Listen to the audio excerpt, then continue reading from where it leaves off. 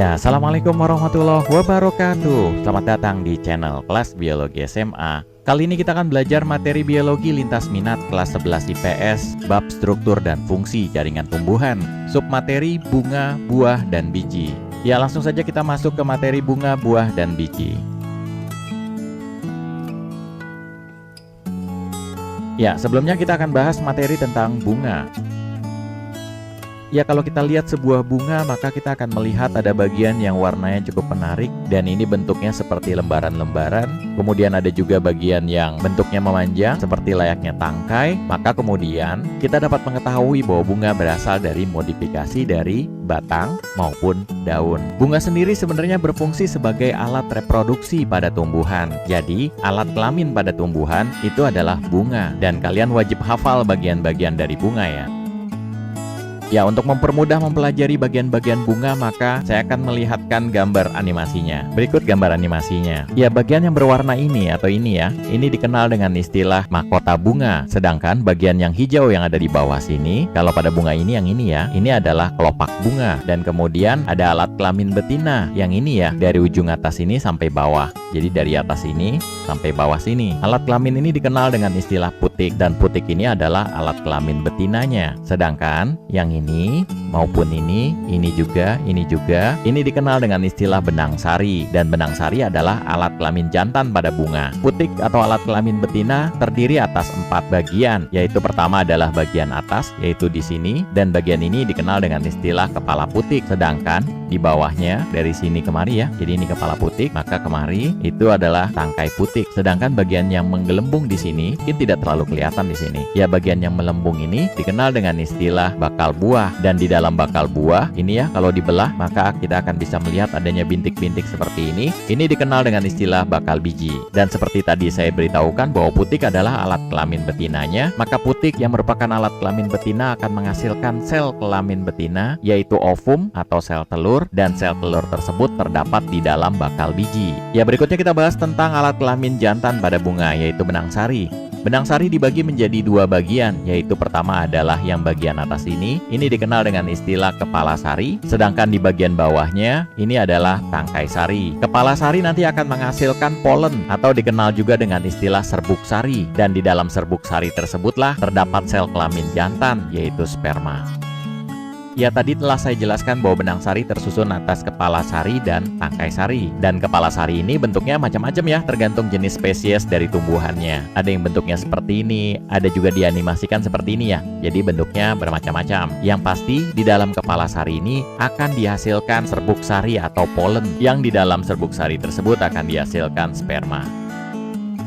Ya, kalau kepala sari ini kita belah ya susunannya, maka akan tampak seperti ini. Nah, di dalam kepala sari ini terdapat ruang-ruang, yang di dalam ruang-ruang inilah dihasilkan serbuk sari yang warna kuning-kuning bintik-bintik ini ya. Dan serbuk sari ini dikenal dengan istilah polen. Ya, ini lebih mikroskopiknya ya. Jadi kalau dibelah ini ruangannya. Nah, ini adalah serbuk sarinya nih. Ini serbuk sari yang bulat-bulat, ini serbuk sari. Ini juga, ini juga, ini juga.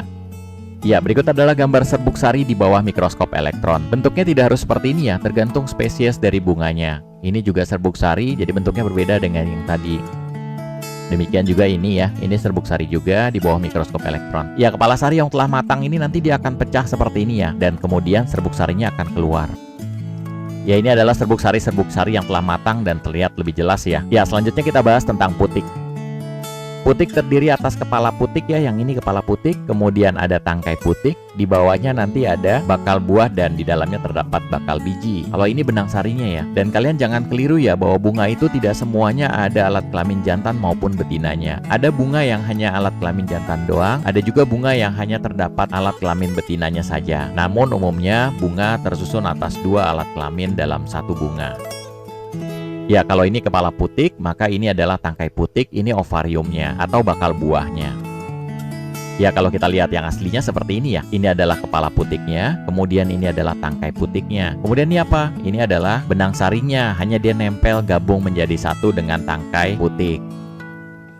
Khusus untuk tumbuhan tertentu aja ya yang bentuknya seperti ini. Yang lainnya biasanya lepas kok. Nah, kemudian bakal buahnya ada di sini ya. Ini nggak kelihatan. Nanti kita belah coba. Ya, ini kepala putik, ini adalah benang sari, kemudian ini kepala sarinya ya. Tampak ada kuning-kuning, ini adalah serbuk sari atau polen yang telah matang dan siap untuk dia nanti akan disebarkan baik melalui angin ataupun hewan yang kemudian nanti akan terjadi penyerbukan. Kita akan bahas tentang penyerbukan berikutnya. Ya, ini dia bakal buahnya. Kalau kita kelupas, kalau kita buka seperti ini ya, ini masih belum kelihatan bakal buahnya. Nah, ini udah mulai kelihatan nih bakal buahnya yang ini nih. Kalau kita besarkan lagi seperti ini ya. Nah, ini bakal buahnya. Jadi ini tangkai putik, kemudian ini bakal buahnya. Nah, di dalamnya ini ada bintik-bintik seperti ini ya. Nah, ini adalah bakal bijinya. Dan di dalam bakal biji akan dihasilkan ovum atau sel telur yang merupakan sel kelamin betina pada tumbuhan. Ya, kalau saya perlihatkan lebih jelas lagi, ini diperbesar jadi seperti ini ya. Nah, seperti ini. Ini lebih jelas lagi. Ini adalah bakal buahnya. Kemudian ini adalah bakal bijinya. Nah, nanti setelah terjadi penyerbukan dan pembuahan, maka bakal buah yang ini akan jadi buah. Sedangkan bakal biji akan menjadi biji. Andaikan ini adalah ketimun, andaikan ya ini bunga ketimun, maka ini akan jadi bagian yang kulit ketimunnya, kemudian ini daging timunnya, kemudian ini adalah biji-biji pada timunnya. Jadi modelnya seperti itu ya. Dan cairannya terbentuk dari selaput-selaput bakal biji ini ya. Ini adalah animasinya, ini adalah kepala putik, kemudian ini tangkai putik, maka ini adalah bakal buah, di dalamnya ada bakal bijinya. Ini dalam posisi dibelah ovarinya, jadi kelihatan bakal bijinya. Harusnya kan ketutup ada di dalam. Dan kalau kita lihat yang aslinya seperti ini ya. Nah, ini udah dibelah nih kan ya, jadi kelihatan bakal bijinya. Dan kalau ini saya belah seperti ini atau cross section, kemudian dilihat dari atas ini, maka bentuknya seperti ini ya. Jadi ini adalah bakal buahnya nih yang ini, kemudian ini bakal bijinya. Dan bentuk ini tergantung spesiesnya ya. Jadi ada bisa banyak, ada yang seperti ini modelnya setelah dibelah, atau bisa animasinya banyak ya seperti ini. Kalau tomat kan yang ini ya, kayak begini modelnya. Kalau belimbing seperti ini bakal buahnya setelah dibelah. Di dalamnya ada bakal biji. Kalau buah pir seperti ini. Jadi tergantung spesiesnya atau tergantung jenis dari tanamannya. Ya, berikut adalah gambar mikroskopisnya ya. Jadi ini adalah bakal buahnya sekeliling yang ini, kemudian bakal bijinya yang ini. Ini bakal biji, ini bakal biji, ini bakal biji, ini bakal biji. Di dalam bakal biji akan terdapat sel telur atau ovum. Nah, ini ovumnya nih atau sel telurnya. Ini juga sel telur. Yang ini ada tapi mungkin pada saat pembuatan preparatnya ini kemudian mungkin terlepas. Ya, ini bakal buah dan bakal biji yang dilihat di bawah mikroskop elektron. Tampak lebih jelas ya detailnya. Ini bakal bijinya kelihatan. Ini bakal bijinya juga. Ini bakal buahnya nih, sekeliling ini. Ya, bunga nanti akan berkembang membentuk buah dan buah di dalamnya terdapat biji.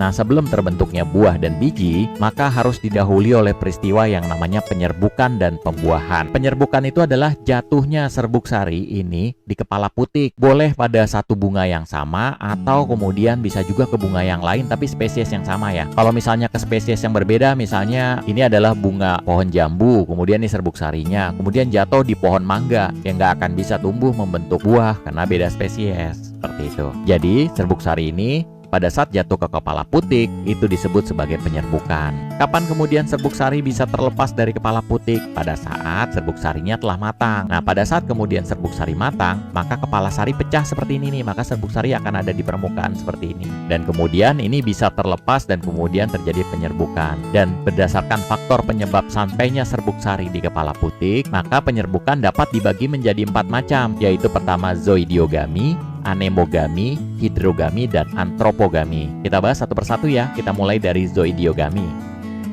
Zoidiogami dari kata zoo, hewan. Jadi penyerbukan yang dibantu oleh hewan. Contohnya bunga ini ya, yang sedang dihinggapi oleh kumbang atau tawon ya. Yang pada saat kemudian kumbang atau tawon ini mengambil madu, maka serbuk sari yang ada di kepala sari akan menempel pada hewan ini. Dan selanjutnya pada saat hewan ini kemudian hinggap di bunga yang lain, maka bisa jadi serbuk sari yang tadi menempel akan berpindah atau menempel di kepala putik. Maka terjadilah penyerbukan. Inilah yang dimaksud dengan penyerbukan yang dibantu oleh hewan. Nah, ciri khas tumbuhan yang penyerbukannya dibantu oleh hewan itu memiliki ciri-ciri. Yang pertama, bunganya umumnya memiliki warna yang menarik seperti ini ya, ungu, merah, kuning, seperti itu. Jadi kalau menarik umumnya biasanya penyerbukannya dilakukan oleh hewan. Yang kedua, tumbuhannya menghasilkan sesuatu yang berguna bagi hewan penyerbuk. Contohnya madu tadi ya. Kemudian yang ketiga, serbuk sarinya biasanya mengandung perekat sehingga kemudian bisa nempel pada tubuh hewan yang sedang mengambil madu tadi. Nah, pada saat kemudian hewan tersebut hinggap di bunga yang lain, maka serbuk sari yang tadinya menempel di badan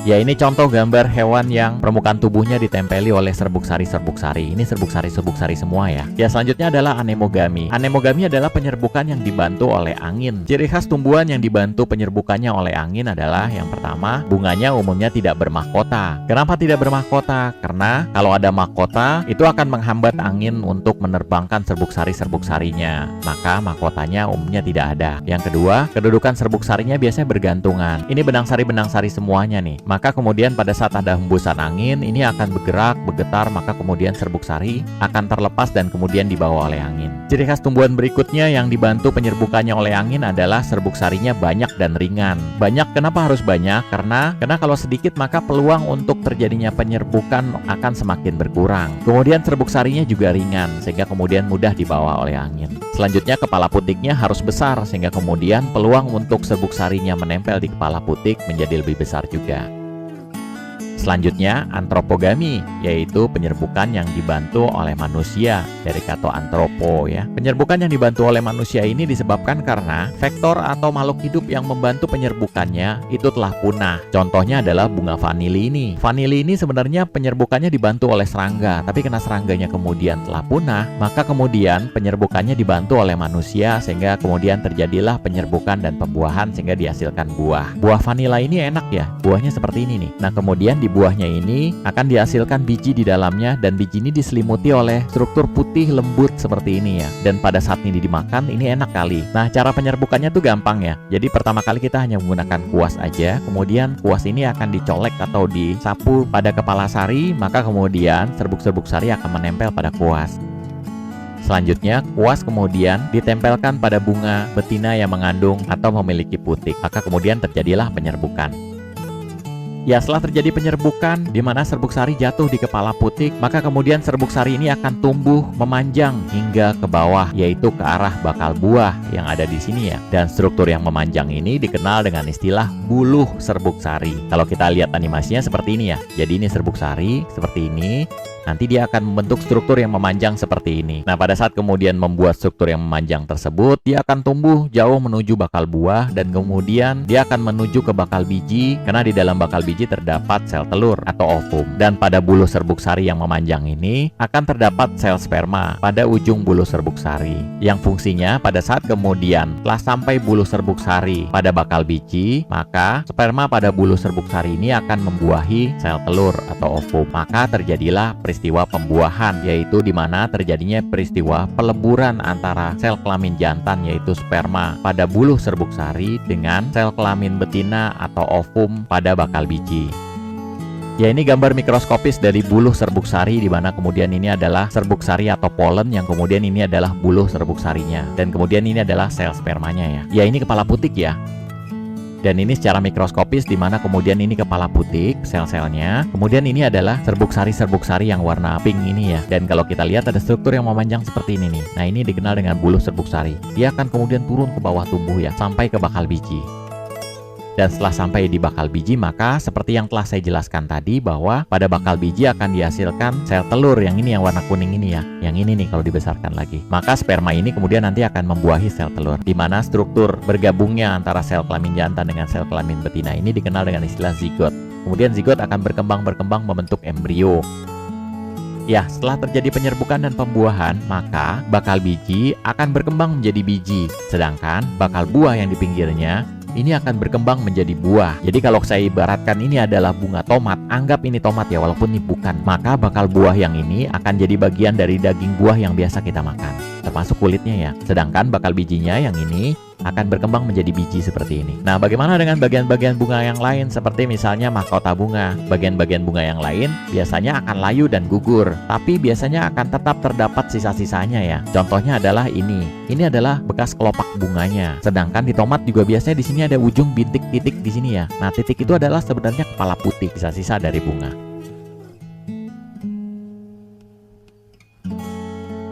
Ya, selanjutnya kita bahas tentang buah. Ya, seperti telah saya jelaskan tadi bahwa setelah terjadi penyerbukan dan pembuahan, maka bakal buah yang ini akan berubah menjadi buah, sedangkan bakal biji ini akan berubah menjadi biji. Dan bagian-bagian bunga lainnya akan layu, walaupun kemudian ada beberapa yang tetap masih tersisa. Contohnya adalah kelopak bunga ini ya, dan ini jadi kelopaknya. Sedangkan mahkota bunganya akan merontok dan kepala putiknya ini masih ada yang ini ya, di ujung dari buah tomat ini.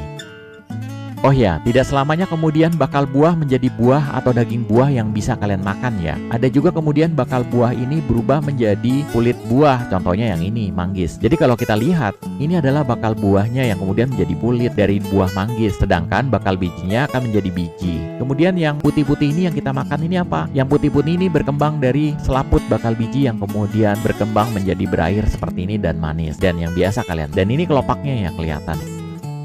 Lalu kemudian kita bisa ngelihat di sini adalah bekas putiknya nih. Jadi putiknya tadinya ada 1, 2, 3, 4, 5 dan tiap putik mengandung 1 biji. Maka kalau misalnya di sini ada 5 kepala putik sisanya, maka kita bisa menebak bahwa buah ini atau buah manggis ini nantinya akan terdapat 5 biji. Ya, pada durian bakal buahnya jadi kulit duriannya yang ini ya. Sedangkan bakal bijinya membentuk biji, dan kemudian bagian yang kalian makan yang manis ini sama seperti manggis, yaitu berasal dari selaput bakal biji dari durian. Jadi bakal buah pada durian itu berkembang membentuk kulit durian.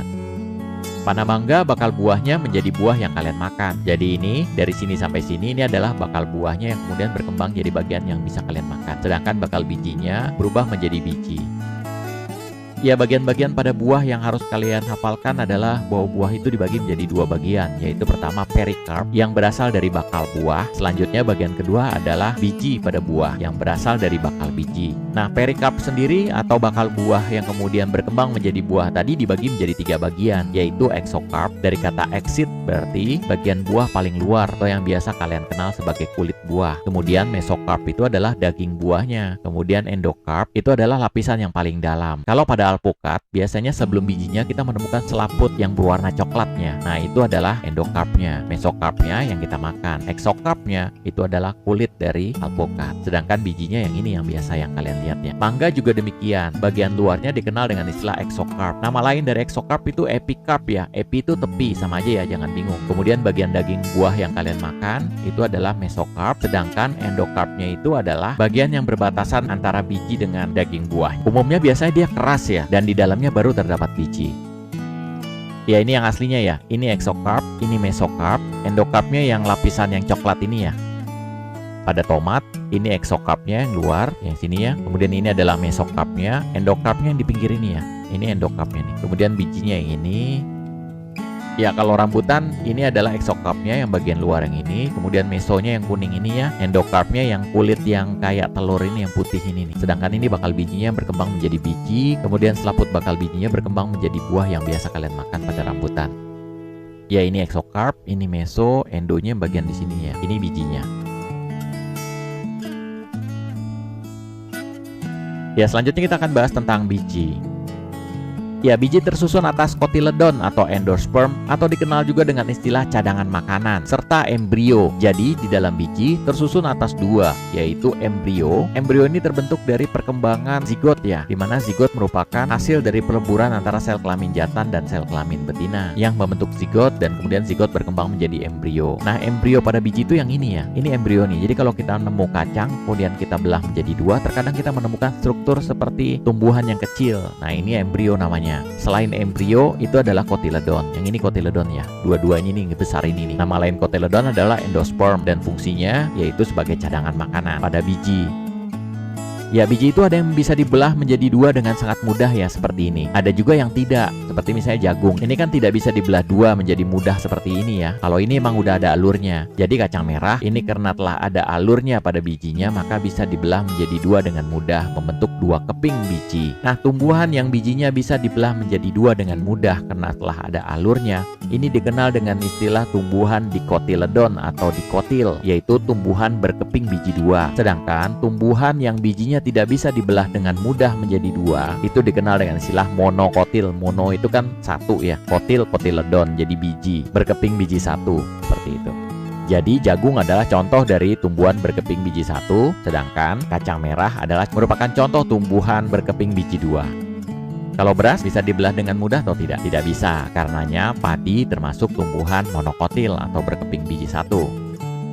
Ya kalau jambu biji ini nggak bisa dibelah dua dengan mudah ya bijinya ya, maka dia dimasukkan ke dalam kelompok monokotil. Kalau kacang tanah, kupas dulu kulitnya ya, kemudian ambil satu bijinya. Selanjutnya bijinya ini dilepas kulit bijinya dulu yang coklat ini ya. Kemudian kita akan menemukan struktur yang putih seperti ini, dan ini ada alurnya yang bisa dibelah menjadi dua dengan mudah. Maka kacang tanah termasuk ke dalam kelompok tumbuhan dikotil. Ya kalau mangga, jangan lupa kalau mangga itu ada lapisan endokarpnya yang keras ini ya, dan di dalamnya baru ada biji. Jadi kalau mau lihat mangga itu berkeping biji satu atau dua, belah dulu nih yang kulit biji yang kerasnya ini, dan di dalamnya akan ketemu biji seperti ini. Dan kalau kita lihat nih ada alurnya, maka biji mangga ini bisa dibelah menjadi dua dengan mudah. Maka mangga termasuk kelompok tumbuhan dikotiledon atau dikotil. Ini kulit biji yang keras tadi ya. Ya, jadi pada biji terdapat cadangan makanan atau kita kenal sebagai kotiledon atau dikenal juga sebagai endosperm, juga terdapat embrio. Nah, nanti pada saat kemudian biji ditaruh di tanah, kemudian tanahnya juga lembab, maka biji akan berkembang atau dikenal dengan istilah berkecambah. Begitu pula pada tumbuhan yang monokotil di mana kemudian embrionya ada di sini nih ya. Di sini di ujungnya, kemudian ini adalah endospermnya. Agak saru sih ya sebenarnya, tapi ini aslinya seperti ini, ada bisa dibedakan kok, warnanya agak lebih cerah ya, agak bening dibandingkan ini. Nah, ini dia nih. Ini yang bening ini adalah embrionya. Tidak terlalu kelihatan sih, sedangkan ini adalah cadangan makanannya atau endospermnya atau kotiledon. Kalau dikotil kan jelas ya. Ya, selanjutnya nanti kemudian terjadilah perkecambahan di mana embrio akan berkembang membentuk tumbuhan baru, sedangkan cadangan makanannya kotiledonnya ini dia ya, yang berfungsi untuk mensuplai makanan pada tumbuhan yang baru berkecambah. Karena tumbuhan yang baru berkecambah itu kan belum ada daunnya, maka belum bisa membuat makanannya sendiri melalui fotosintesis. Maka kemudian makanannya diperoleh dari kotiledon atau cadangan makanan. Nah, nanti pada saat kemudian daunnya telah tumbuh, maka kotiledon akan habis, mati, kering, dan kemudian dia akan gugur, dan tumbuhan baru akan mendapatkan makanannya dari proses fotosintesis. Ya, seperti ini ya perkecambahannya. Begitu pula dengan yang tumbuhan monokotil, sama aja sih ya. Ya, demikian materi kita tentang bab struktur dan fungsi jaringan tumbuhan, submateri, bunga, buah, dan biji. Sampai ketemu di bab selanjutnya. Wassalamualaikum warahmatullahi wabarakatuh.